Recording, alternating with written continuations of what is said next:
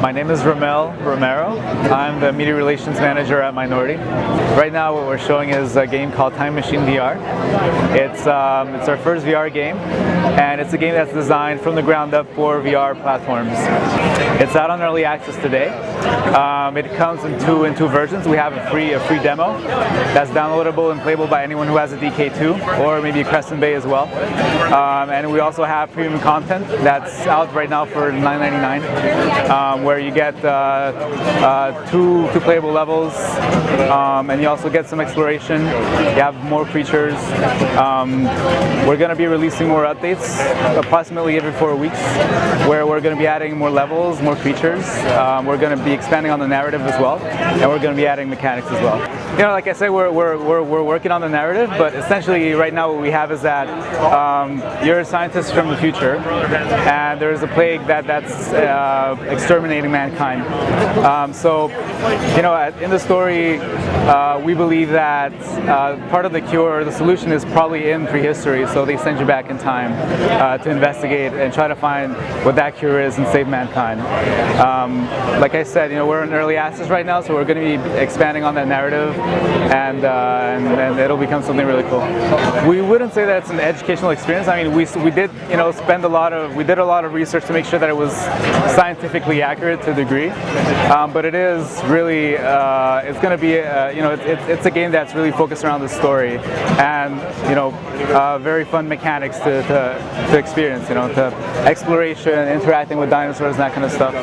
I think it goes back to, you know, to when we were younger.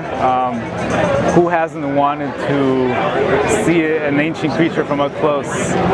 You know, and there's a limitation when you experience that on a regular 2D screen, on a flat screen, is that, you know, you're sitting on a couch and you're looking at a creature on a 2D screen. That's, you know, to a degree it could be a cool experience, but everything changes when you strap on the DK2 and then suddenly you're face to face with this creature and it's swimming around you and you have to interact with it directly. Suddenly that screen doesn't exist anymore. So that's why, you know, our decision was, one of our first ideas was to get into that world for VR. The death mechanic is more about inspiring a sense of risk, in the sense that, you know,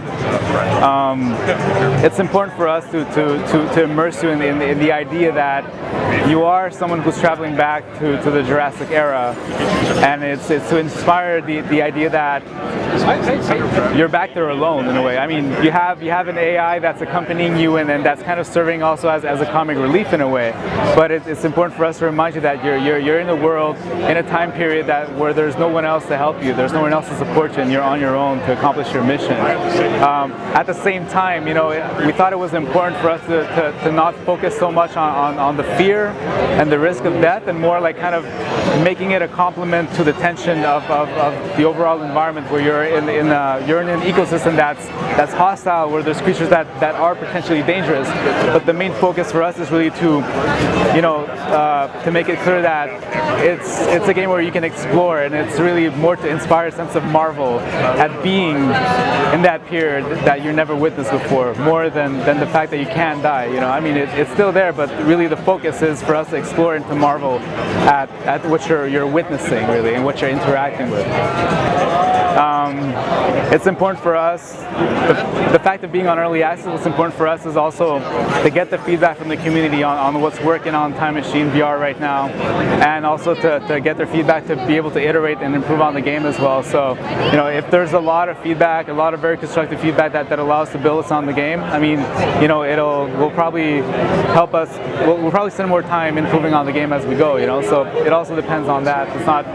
It's not exclusively dependent on us as a developer. We're open. For us, what's important right now is to listen to what the community is saying. You know, if there's demand for other platforms, we'll definitely look into it. But right now, there's no, you know, we can't really confirm if there's going to be what the other platforms will be at this point.